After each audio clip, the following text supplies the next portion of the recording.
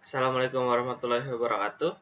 Pada kesempatan kali ini kita akan membahas tentang studi kasus ya pada looping atau perulangan yang ada dalam bahasa pemrograman Python. Ya, jadi teorinya sudah ada dibahas di materi teori logika dan algoritma mengenai perulangan atau looping. Nanti link penjelasan mengenai perulangan yang terdapat pada Python juga ada di sana. Jadi nanti ada penjelasan Pythonnya juga ya, selain ada teori dan penjelasan secara detailnya itu nanti bisa dilihat, linknya ada di deskripsi.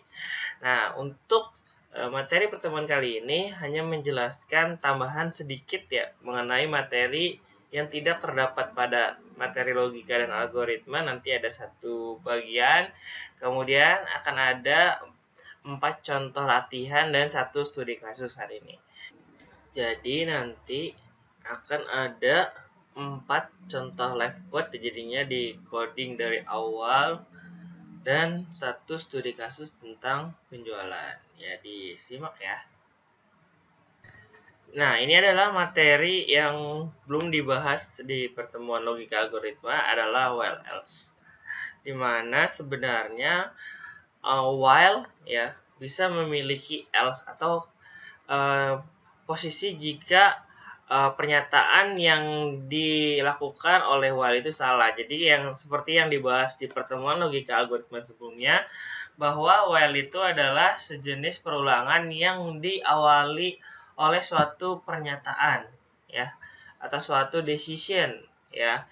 Jadi disebut dengan leading decision loop ya. Jadi suatu perulangan yang diawali dengan suatu keputusan ya atau decision atau pilihan ya. Jadi jika keputusannya bernilai benar, maka si while ini akan diulang ya. Jika keputusannya bernilai salah ya atau tidak diulang atau false, maka dia tidak diulang. Nah, untuk kondisi false-nya yaitu while ini bisa menggunakan else, di mana else ini adalah untuk mengecek sebenarnya apa posisi terakhir while ketika dicetak sebelum masuk ke else. Jadi bisa untuk mengecek apakah perulangan kita sudah benar atau belum juga gitu ya, dan untuk mengecek juga apakah output terakhir dari posisi si while tersebut ya. Jadi nanti ketika prosesnya sudah selesai ya, jadi proses perulangan sudah habis dan telah keluar dari posisi true, maka dia akan masuk ke else ya. Jadi seperti yang dijelaskan di pertemuan logika algoritma bahwa while ini jumlah langkahnya tak tertentu gitu ya. Jadi dia akan selalu berjalan selama kondisinya terpenuhi atau bernilai benar ya. Jadi jika kita tidak tahu tuh posisi terakhir datanya itu seperti apa ya. Jadi karena itu untuk mengetahuinya biasanya ini kita menggunakan else ini ya untuk mengecek di mana posisi data terakhir untuk perulangan tersebut ya. Jadi ada batasnya lah. Jadi setiap while-an itu dibatasi ya, sehingga terlihat tuh ya posisi datanya seperti apa. Nah, ini bisa dilihat ya, contohnya seperti ini ya. Nah, jadi misalkan seperti ini nih. Jadi misalkan kita ingin buat misalkan sama dengan 0, kemudian kita ingin mengecek ya. Jadi while selama suatu nilai dipersenkan 99 tidak di hasilnya tidak sama dengan 1 ya. Jadi kalau misalkan hasilnya 1, kalau jika dipersenkan dengan 99, maka nilainya adalah keluar ya, nilainya adalah false ya. Jadi kita akan mengulangi si while ini sampai menemukan suatu nilai yang jika dimoduluskan dengan 99 menghasilkan nilai 1 gitu ya. Jadi misalkan while ya while i ya modulus ya, misalkan ya modulus 99 ya while tidak sama dengan tanda seru sama dengan 1. Nah, apa yang kita lakukan? Nah, seperti ini ya. Jadi selama I dipersenkan dengan 99 tidak sama dengan 1, maka kita lakukan ini. Kita tambahkan saja. Ya. Misalkan I plus sama dengan 5. I plus sama dengan 5. Kemudian selesai. Nah, kita else di sini. Nah, ingat else itu terjadi harus satu sejajar ya, sejajar dengan kondisi yang kondisi statement sebelumnya ya. Jadi sejajar ya. Jika ingin else suatu if, maka dia harus bersejajar dengan kondisi if-nya. Jika ingin else suatu while, maka dia harus sejajar dengan posisi while-nya. Jadi masih masuk ke sana ya. Kemudian kita buat misalkan else print it. Jadi print, apa yang kita print adalah misalkan I. Nah, seperti ini ya. Oh ya, ini lupa titik 2 ya. Dan kita run. Nah, seperti itu. Jadi dia akan mencari nilai yang ketika si I ini dipersenkan dengan 99, nilainya adalah 1 ya. Jadi dia akan terus ditambahkan tuh. Jadi ini sebenarnya bisa kita jumlah-jumlahkan nih ya, atau misalkan ya kita tambahkan datanya ya. Kita misalkan masukkan datanya ya, data I-nya. Misalkan kita buat saja seperti ini. Data sama dengan kita buat list ya. Nanti si I ini kita masukkan ke dalam data. Jadi I plus sama dengan 5, kemudian datanya kita append nih ya. Misalkan data terus kita append ya, append. Nah, ini adalah fungsi untuk menambahkan suatu data ke dalam list, namanya append. Ya, jadi di dalam di dalam penambahan data pada list itu ada dua cara, bisa menambahkan data di depan maupun menambahkan data di belakang secara langsung ya. Bisa juga sebenarnya kita menaruhnya di indeks tertentu ya. Nanti akan lebih jelas dibahas ketika pembahasan mengenai data terkait ya. Nanti di sini intinya untuk append ini adalah menambahkan data di belakang. Jadi setiap perulangan ini data yang baru akan disimpan di belakang. Ya, jadi ada posisi selanjutnya. Nah, seperti ini. Kemudian kita print. Nah, kita print ini I ya. Nanti di sini kita print datanya. Misalkan setelah mereka keluar tidak else. Nah, ini kita print data misalkan. Print datanya. Nah, ini kita run lagi. Nah, maka inilah data yang sebenarnya. Nah, ini kita bisa lihat di sini. Jadi posisi dari else ini adalah bisa melihat posisi terakhir dari perulangan tersebut. Ya, jadi ini fungsinya untuk melihat terakhirnya di mana sih proses perulangan kita tadi gitu. Jadi apakah sudah ada data yang diulang juga, bisa terlihat dari sana. Ya, jadi itulah fungsi else pada while.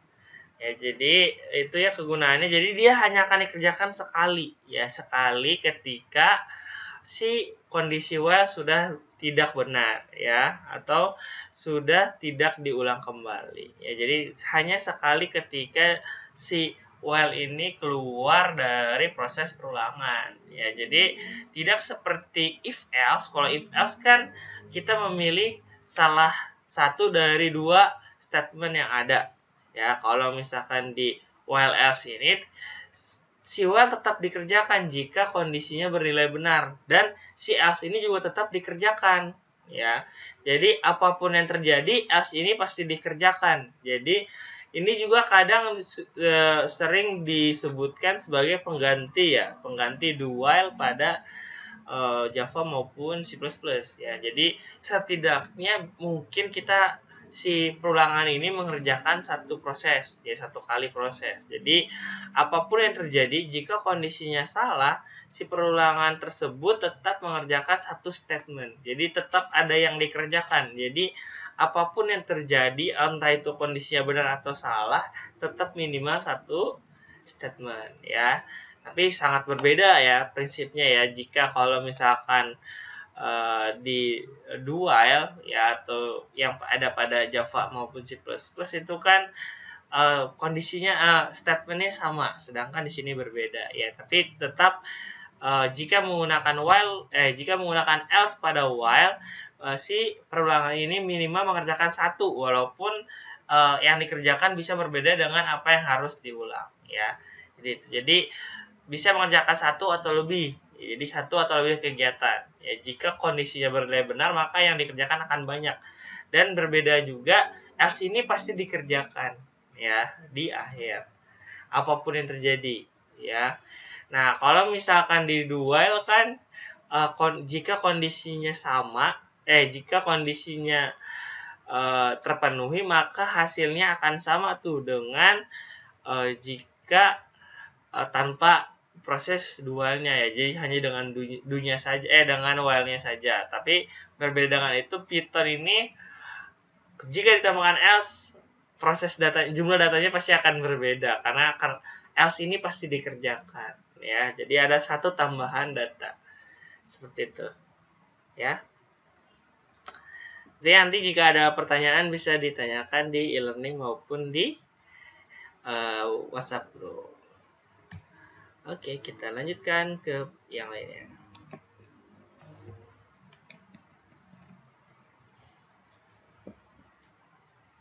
Nah, berikutnya ini hanya mengulang ya. Jadi di pertemuan logika juga sudah dijelaskan secara detail mengenai perulangan for in range ya. Jadi for i in range.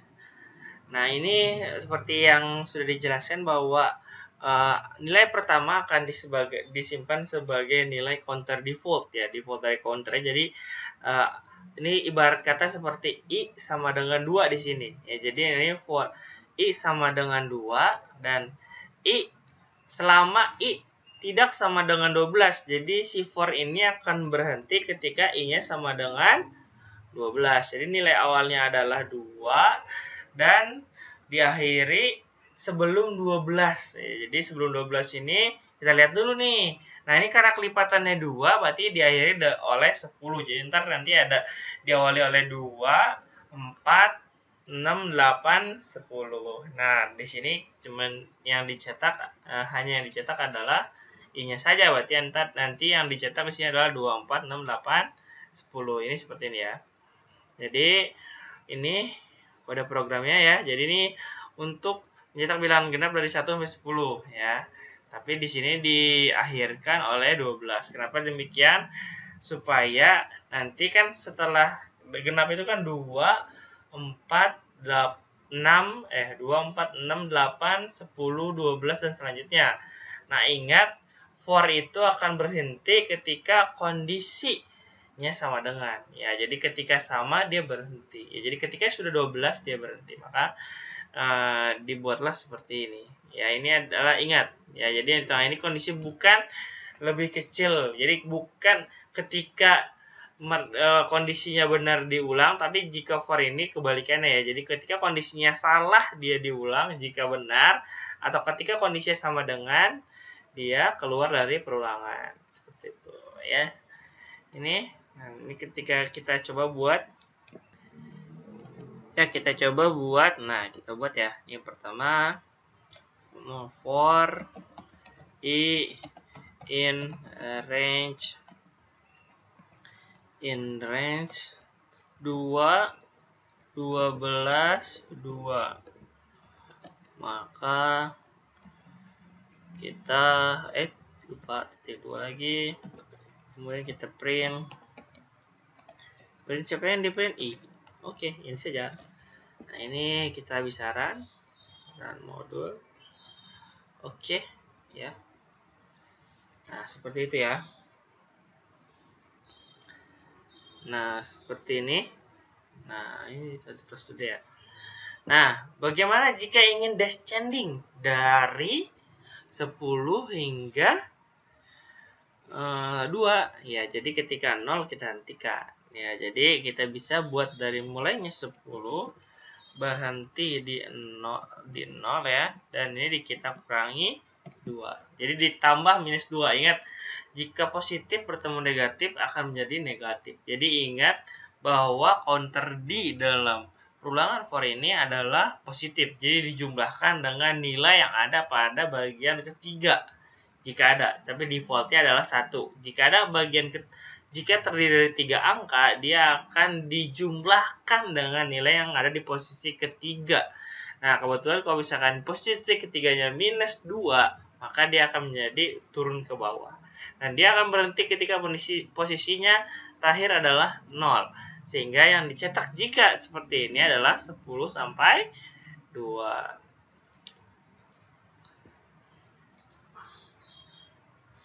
Oke, seperti ya. 10, 8, 6, 4, dan 2. Lanjut. Ya, berikutnya ini ya. Jadi ini adalah membuat program menjumlahkan bilangan 1 sampai dengan 10. Jadi di sini kita ingin menjumlahkan bilangan ya dari 1 hingga 10 ya. Jadi ini programnya pertama kita untuk menjumlahkan bilangan pertama kita buat dulu nilai identitas disebutnya ya. Jadi identitas itu adalah segala sesuatu yang jika dioperasikan dengan bilangan lain akan menghasilkan bilangan lainnya itu sendiri ya. Jadi dia tidak akan mempengaruhi perubahan nilai pada bilangan lainnya. Itu disebut dengan identitas. Nah, untuk identitas dari penjumlahan adalah 0 jika perkalian adalah 1 ya. Jadi segala sesuatu yang ditambahkan dengan 0 hasilnya adalah segala sesuatu itu sendiri. Dan kalau jika perkalian, segala sesuatu yang dikalikan dengan 1 hasilnya adalah bilangan itu sendiri ya. Jadi itu disebut dengan identitas. Nah, itu ya. Jadi untuk melakukan perhitungan biasakan nilai awalnya adalah nilai dari identitas sehingga tidak mempengaruhi perubahan nilai pada data yang kita gunakan. Nah, di sini identitasnya penjumlahan adalah 0, maka kita buat jum sama dengan 0. Jum masuk.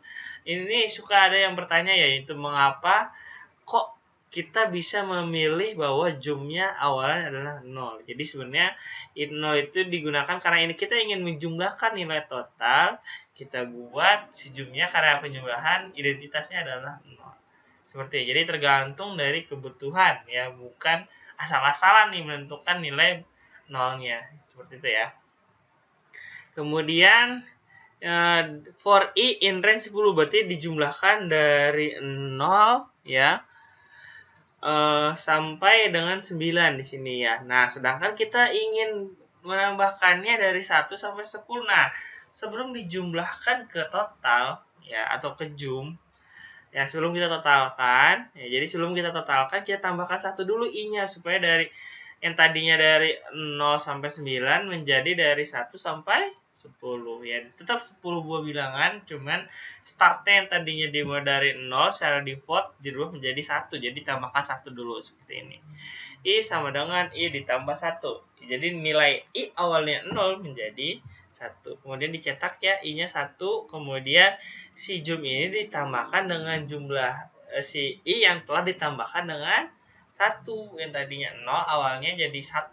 Jadi pertama jumnya sama dengan 0 kemudian ditambah dengan 1 menjadi 1. Diulang sampai 10 kali hingga i-nya 10. Ya, jadi ntar dari penjumlahan dari 1 ditambah 2 ditambah 3 sampai ditambah dengan 10. Maka ditotalkan jika kita hitung ya menggunakan deret ya, hasilnya adalah n kali n plus 1 per bagi 2 ya. Jadi 10 kali 11 kali bagi 2 yaitu adalah 55 ya. Jadi ntar yang dicetak jumlah ini adalah 55 ya. Seperti itu ya. Kita jalankan.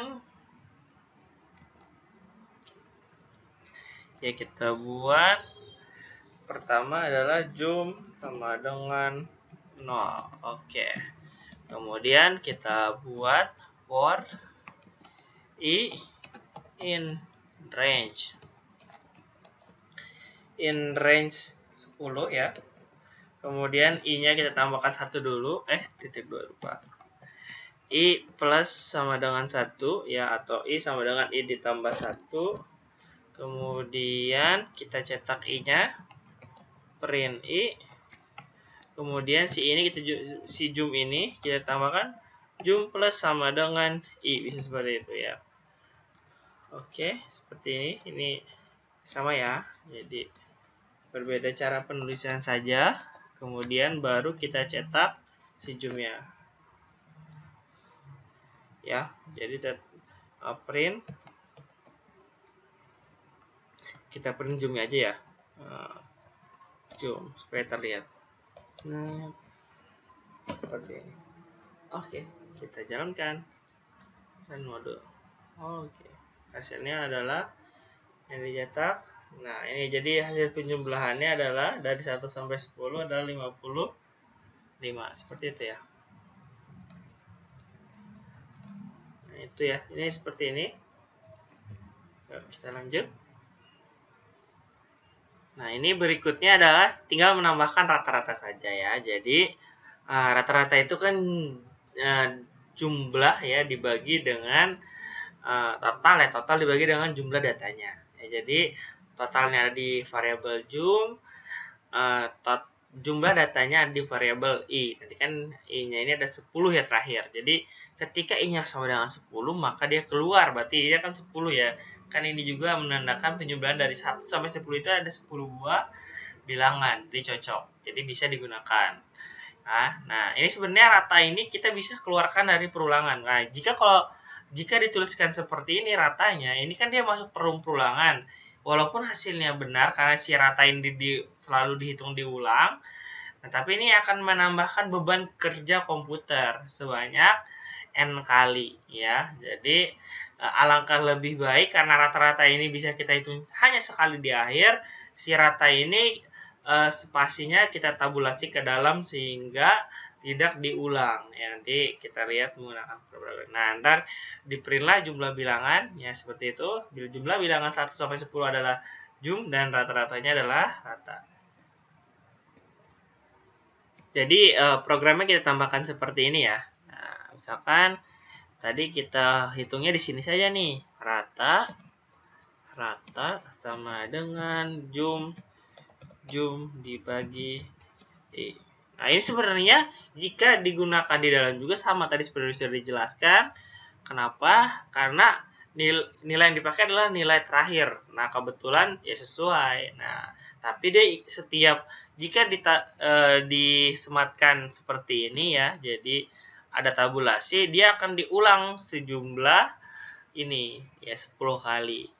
Ya, supaya tidak kita hemat ya karena kita hanya menginginkan nilai akhir. Untuk menghitung rata kita bisa seperti ini. Ini artinya tidak masuk ke dalam perulangan, cuma hanya dikerjakan 1 kali saja. Ini kalau kita jalankan, nah ini rata udah nah misalkan kita buat jumlah bilangan dari 1 sampai dengan 10 adalah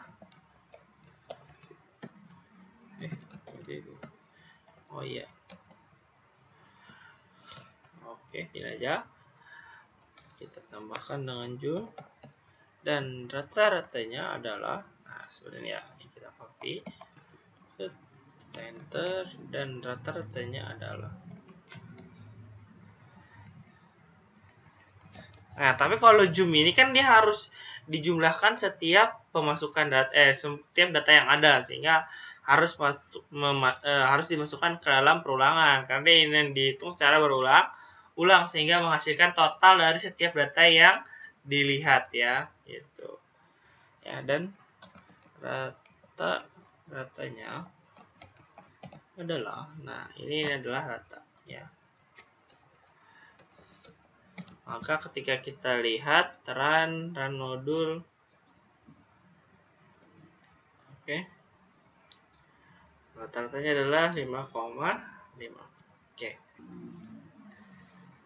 Nah, ini kan komanya hanya ada 1 ya. Nah, ini saya mau ingatkan nih, jadi gimana caranya ya, si koma ini bisa lebih dari 1 atau jumlahnya kita tentukan.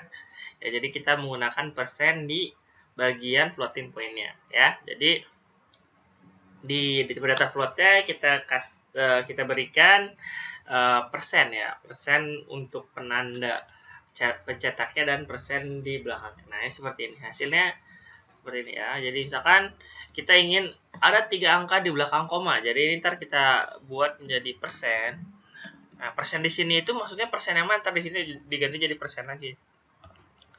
Nah, ini kita misalkan titik ya, berapa komanya? 3. Keywordnya floating point. Nah, jadi akan ada 3 angka di belakang koma. Oke, misalkan kita lihat hasilnya adalah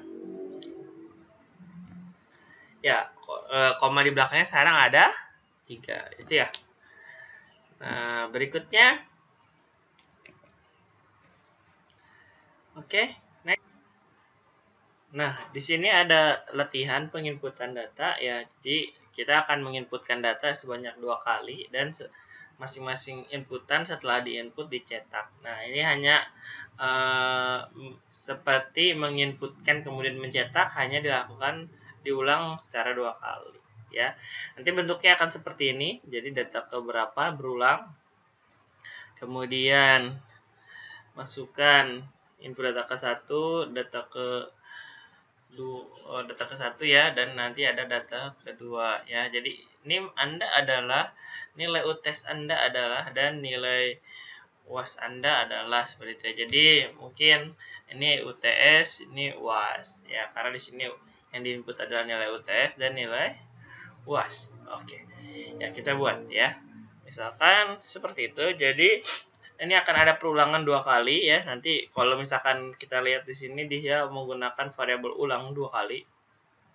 Nanti counternya dia menggunakan i di sini, dan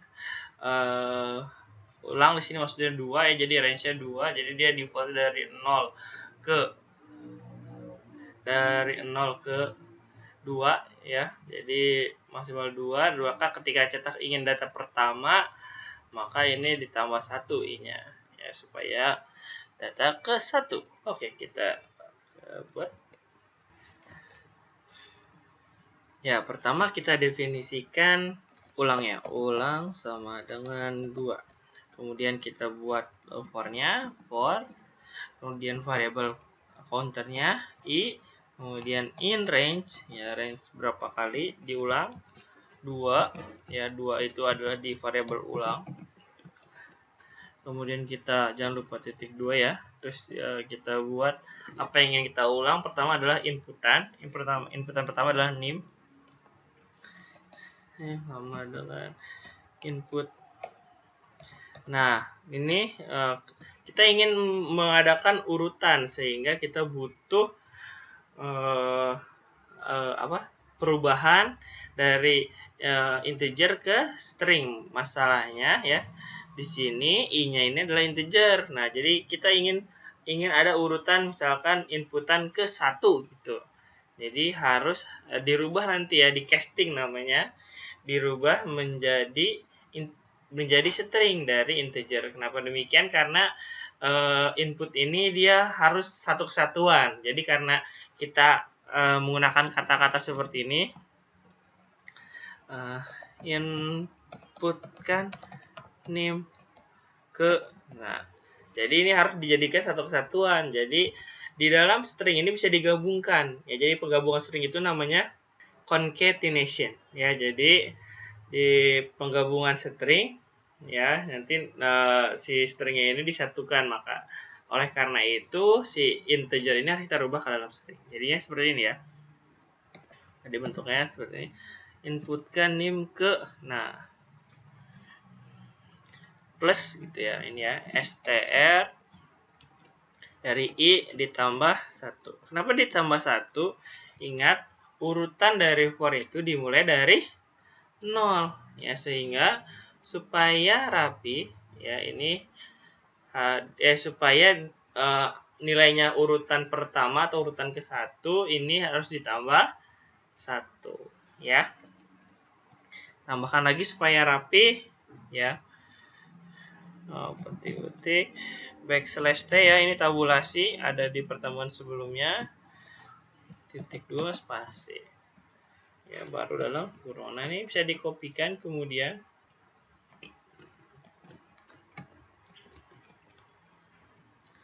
Ada NIM, ada UTS, ada UAS. Kemudian ini inputkan nilai UTS ke ini nilai UAS ke. Nah, setelah ini kita cetak hasilnya ya. Jadi semuanya dicetak, print. Jadi apa yang di print? Yang pertama adalah NIM Anda adalah ya seperti ini keterangannya. Kemudian nah, untuk koma ini sudah membuat spasi secara default ya. Jadi berbeda dengan plus. Kalau plus ini tanpa spasi, kalau koma ini dia akan ada spasinya ya. Jadi misalkan NIM Anda adalah NIM koma nilai UTS Anda adalah nilai UTS Anda adalah Anda berarti koma UTS koma ya, koma UTS dan nilai UAS Anda adalah berarti koma UAS. Nah, seperti itu ya. Jadi ini seperti ini. Nah, ini ketika di run,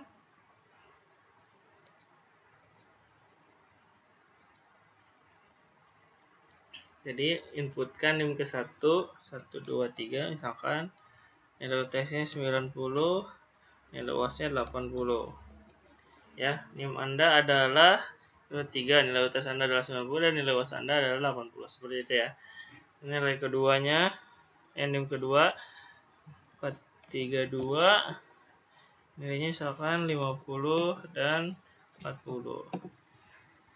Nah, ini mana adalah 432 dan nah, seperti itu ya. Nah, ini adalah cara menginputkan secara berulang-ulang ya. Ya. Ini ya. Nah, berikutnya adalah studi kasus.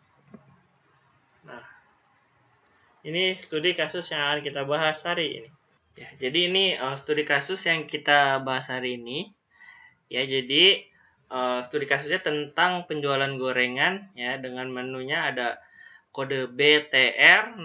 Kode B itu adalah bakwan, harganya 1.000, kode T adalah tahu, harga 2.000, dan R adalah risol, harganya 3.000. Nah, studi kasus ini saya tidak membuatnya detail, jadi lebih ke arah kreasi kita ya, menginterpretasikan suatu program sederhana ini ya. Jadi tidak harus dilihat jadi langkahnya apa yang ingin kita lakukan secara logik seperti apa. Jadi ini tidak dibuat ya supaya bisa lebih memperhatikan apa yang disampaikan di sini ya. Jadi pertama yang saya akan buat kali ini adalah programnya tidak pernah berhenti. Jadi akan terus berulang-ulang. Nah, dia akan bisa berhenti jika kita mengetikkan sesuatu seperti yang terjadi pada contoh ya di materi logika algoritma ya. Jadi ini akan semua yang dijelaskan secara teori akan kita gunakan hari ini ya. Jadi ada program perulangan yang tak berhenti-berhenti, nanti kita akan hentikannya menggunakan break ya, dengan mengetikkan sesuatu ya. Jadi entar ada fungsi breaknya. Terus kita buatnya adalah, jadi kan kita punya suatu algoritma perulangan di mana dia hanya akan berhenti jika kondisinya salah ya. Supaya dia tidak pernah berhenti ya, kita buat kondisinya menjadi selalu benar, atau kita buat ya while true. Nah, seperti ini. Jika seperti ini, yang terjadi adalah si while ini akan selalu bekerja gitu ya, tanpa ada batasan ya. Dan dia hanya akan bisa berhenti jika bertemu dengan suatu terminator paksaan ya, break. Ya, jadi tanpa itu dia akan selalu berputar ya tanpa henti. Ya. Ya, jadi seperti ini. Jadi kita buat dulu suatu variabel yang membuat dia berhenti ya. Jadi misalkan kita buat dan kita deklarasikan ya, misalkan ulang ya, sama dengan kita buat dia string ya. Ya, seperti ini. Jadi jika bertemu variabel ulangnya adalah ya, maka y, maka dia akan terus diulang ya. Atau kita akan membuatnya jika t aja ya. Jadi ketika kita ingin menghentikannya, kita harus menghentikan t ya. Jadi t itu artinya akan dihentikan, t itu tidak ya. Nanti jika ditanya apakah ingin diulang ya, jadi pilihannya jawabannya adalah ya atau tidak jika y diulang, atau jadi selain t diulang selain t diulang, jika t kita hentikan menggunakan break ya. Nah, ini adalah program yang sudah jadi ya. Jadi maaf, jadi tidak jadi live coding karena salah sedikit ulang lagi menjelaskannya. Jadi cukup terlalu lama penjelasannya, sehingga ini diselesaikan terlebih dahulu.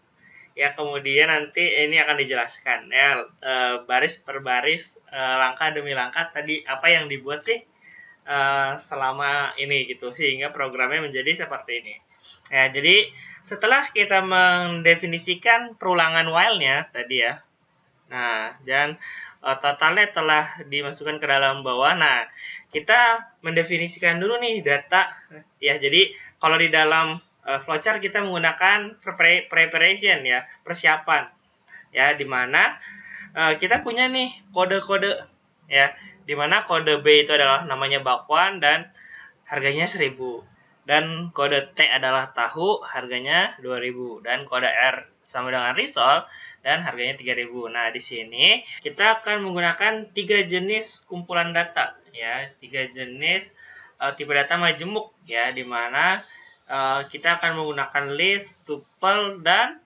dictionary. Jadi ini sudah dipelajari di tipe-tipe data sebelumnya di pertemuan 2 ya. Jadi ini tipe data. Nah, kita akan gunakan semua di sini nih ya. Yang pertama adalah karena datanya hanya ada 3, kita buat dulu 3 list yang bisa berubah-berubah ya. Jadi kita buat 3 buah list yang isinya kita bisa kadang rubah-rubah ya.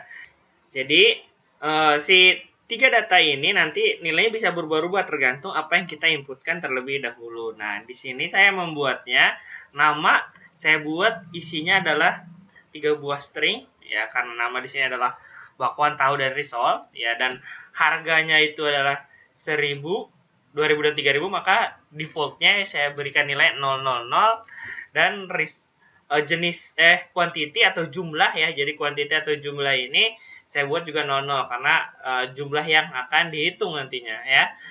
Jadi saya buatnya juga 00. Nah, ini kenapa saya menggunakan list, karena nilainya ini bisa berubah-ubah ya.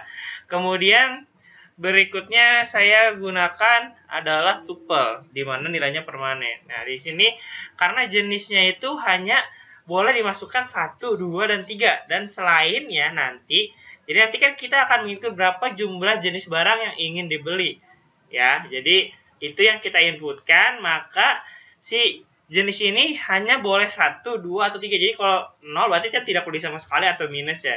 Nah, ini saya menggunakan tuple ya, karena isinya hanya itu ya, 1, 2, 3. Dan kenapa dibuat tuple? Supaya nanti kita cukup meng-in-kan, jadi menggunakan sistem keanggotaan ya. Jadi tipe data yang kumpulan kan itu bisa kita menggunakan keanggotaan ya.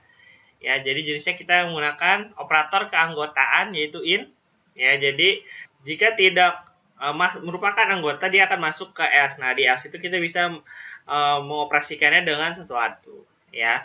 Nah, sama dengan jenis kode pun saya buat menggunakan tuple ya, karena kodenya hanya ada B, T, dan ya, di mana B adalah bakwan, harganya 1.000, T adalah tahu, harganya 2.000, dan R adalah risol dengan harga 3.000 jika nanti diinputkan. Jadi fungsi dari tuple ini adalah memeriksa apakah inputannya sudah sesuai atau tidak gitu ya di sini. Ya, jadi jika inputannya di luar dari yang tidak sesuai, maka kita masukkan ke else. Nah, di else itu kita bisa operasikan dia dengan sesuatu hal lainnya. Ya, jadi itu fungsi tuple yang ada di sini. Nah, setelah kita punya tuple, nanti jika kita masukkan kodenya B sesuai. Nah, supaya lebih mudah kita buatlah dia dictionary. Nah, dictionary ini adalah suatu ya kelompok elemen data yang saling berpasangan, ya, dimana kita jika nanti kodenya B itu berarti namanya bakwan. Nah, jadi kita bisa menggunakan dictionary di sini.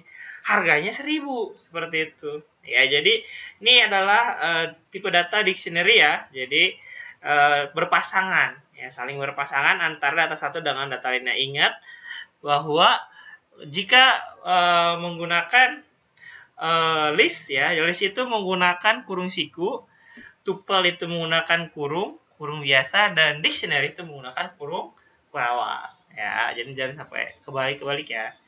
Ini kurungnya kurung kurawa ya. Jadi ini berpasangan ya, B itu adalah bakwan. Jadi nanti kita cukup masukkan apa yang diinputkan, tidak perlu lagi menggunakan if atau else ya. Jadi fungsi dari dictionary itu seperti itu. Jadi cukup masukkan apa yang langsung diinputkan. Nanti si dictionary ini akan merubah datanya menjadi sesuai yang diinginkan. Jadi tidak perlu lagi menggunakan if kode sama dengan B, maka itu kan cukup banyak ya. Nah, dengan dictionary ini jadi lebih sederhana gitu ya. Jadi kita cukup memasukkan kodenya, nanti si kode ini akan bisa kita rubah langsung menjadi nama dan harga. Ya, seperti itu.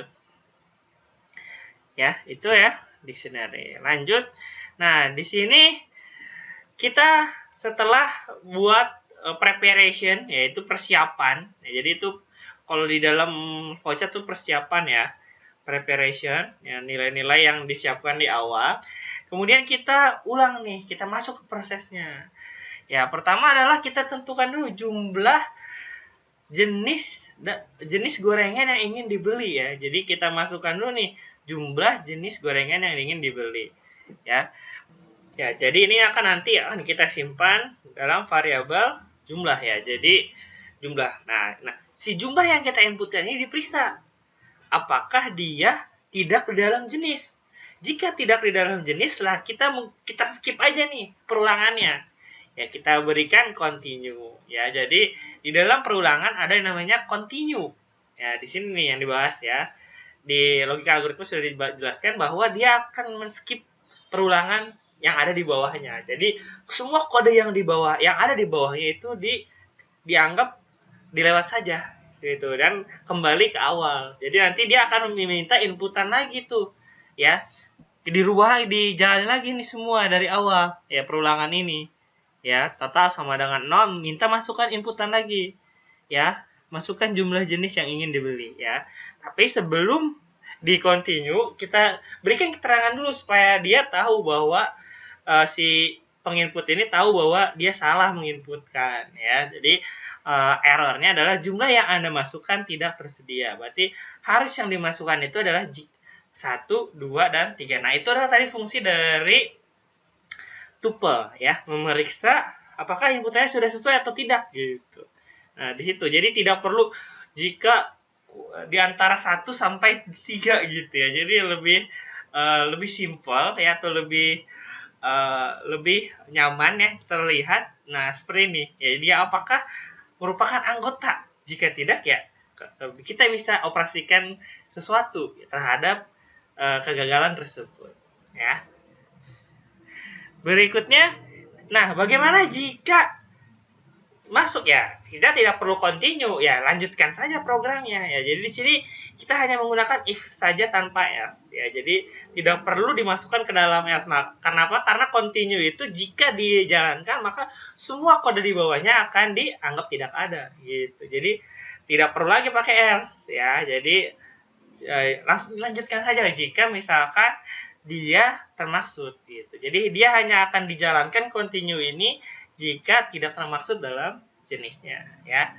Nah, setelah itu kan setelah dimasukkan datanya itu adalah 1, 2 atau 3 ya, maka kita ulang mereka sejumlah data yang dimasukkan ya. Jadi sejumlahnya berapa nih? Ya, misalkan diinputkan jumlahnya 1, maka kita akan mengulangnya hanya 1 kali. Juga jumlahnya 2 2 kali, juga jumlahnya 3 3 kali ya. Kita menggunakan for saja di sini. Ya, kebetulan tuple, array ya, list, dictionary dan lain-lain itu indeks awalnya dimulai dari 0 ya. Jadi sama seperti for juga kebetulan counter ini dimulai dari 0. Jadi tidak perlu ada perubahan nilai awal counternya ya. Nanti cukup dirubah ketika dicetak supaya dia menjadi data ke 1 seperti yang dijelaskan di contoh-contoh sebelumnya. Ya, jadi input kode, masukkan kode jenis ke. Nah, di sini ketika kita ingin ke 1 kan i ini adalah 0 awalnya. Ya, jadi i ini awalnya 0. Nah, kita berikan dia supaya jadi 1 ditambah 1. Nah, ini sudah dijelaskan juga ya kenapa menggunakan str. Nanti bisa dilihat di menit-menit sebelumnya ya. Jadi ini ada contohnya seperti ini ya. Nah, ntar ada pilihannya B ya, T atau R. Nah, B ini bakwan ya, harganya 1000. T itu tahu harga 2000, R ini risol harganya 3000 ya. Jadi ntar ini ada pilihan inputannya. Nah, terus masukkan nih jumlah gorengan yang ingin dibeli ya. Jadi jumlah gorengan ke berapa nanti ini input code ini kita hanya masukkan kodenya saja. Nanti si kode ini nanti kita rubah nih ya.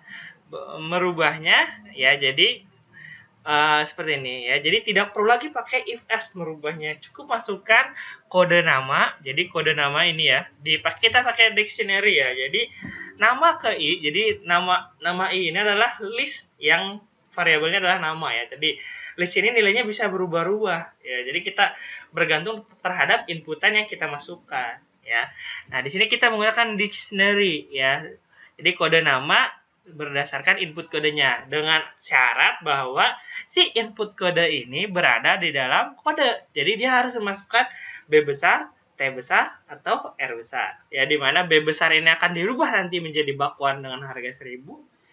T besar dirubah menjadi tahu dengan harga 2000 dan R besar dirubah menjadi risol dengan harga 3000 seperti itu ya. Jadi harus di dalam ini. Ya, jika misalkan di luar itu kita beli else di sini. Ya. Dan namanya jadi tidak dijual dengan harga 0 seperti itu ya. Jadi ini penggunaan else ya. Jadi if itu bisa tanpa else dan bisa juga menggunakan else seperti ini. Ya, di sini seperti itu ya. Jadi ada kode nama input code. Jadi langsung tuh dirubah tuh ya. Jadi namanya sesuai dengan input kodenya dan harga juga sesuai dengan input kodenya. Jika salah maka tidak dijual dengan harga 0 ya.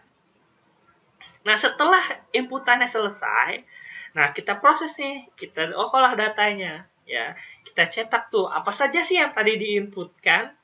Nah, kita mulai lagi perulangan menggunakan for saja, ya. Karena for ini counter awalnya itu sesuai dengan indeks awal dari elemen-elemen data majemuk, ya. Jadi tipe data majemuk itu indeks awalnya dimulai dari 0, ya. Jadi kita menggunakan for lagi ya, for J ya. Jadi di sini counternya tadinya I saya rubah dengan J ya supaya terlihat berbeda. I itu untuk penginputan data, J ini untuk pencetakan data ya.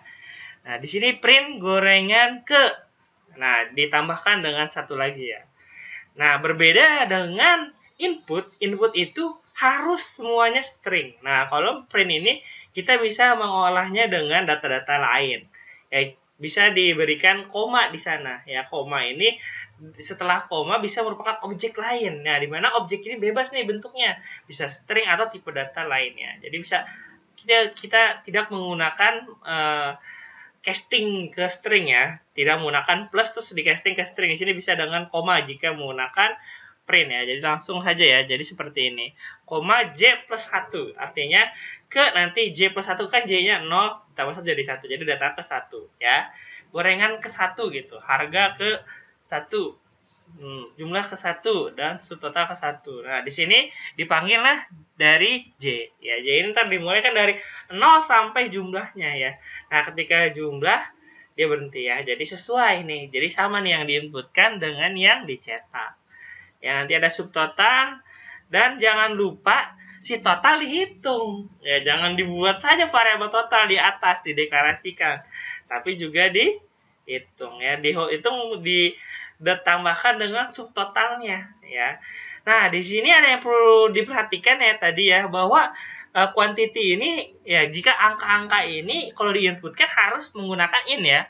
Nanti suka di casting dia karena ingin dihitung ya. Jadi segala sesuatu yang berupa angka yang mau diolah nanti di casting terlebih dahulu, karena inputan kita dari monitor atau dari layar atau dari keyboard itu defaultnya adalah string ya. Jadi default dari inputan itu adalah string. Nah, supaya bisa dihitung kita rubah terlebih dahulu menjadi integer. Nah, jika misalkan tidak ada int di sini, nanti ketika di proses perhitungan ini dia akan error ya. Karena kenapa? Bukannya kita sudah deklarasikan di atas list itu angka semua ya. Inilah kelebihan list, isinya bisa bermacam tipe data ya. Jadi tidak hanya satu buah jenis data saja ya. Jadi jika kita ganti dengan string, maka angka tersebut akan berubah menjadi string. Seperti itu list. Jadi list itu elemen-elemennya bisa lebih dari satu jenis data ya. Jadi dia bisa merupakan beragam jenis data yang berbeda-beda ya. Jadi untuk bisa dihitung kita harus tetap menggunakan casting ya menjadi integer ya di sini, buat supaya nanti si quantity ini bisa dihitung seperti ini. Nah, kalau harga ini kan didapat dari dictionary, di mana di dictionary kita sudah berupa integer di sini. Ya. Kalau quantity kan diinputkan ya. Jadi harus di casting. Di casting itu diberi tanda int ya supaya bisa dihitung. Nah, seperti itu. Setelah dihitung totalnya, kemudian kita cetak ya. Totalnya berapa? Dan ditanya nih yang terakhir tadi tuh yang kita buat di awal, apakah ingin diulang? Ya, jika T, maka tidak. Selain T, kita akan ulang. Ya, kenapa demikian? Karena ini adalah perulangan selamanya. Yang hanya akan berhenti jika ada break. Nah, break ini ya, saya simpan di paling bawah. Ya, itu adalah breaknya. Ya, jadi disimpan di paling bawah. Jadi jika ingin diulang, maka ntar dia akan kembali ke awal. Ya, kembali ke while tadi. Ya, totalnya kembali jadi 0. Dan jika tidak ingin diulang, ya selesai. Ya. Nah, ini kita akan coba jalankan ya. Jadi ini programnya bagaimana sih jika dijalankan? Ya, kita run.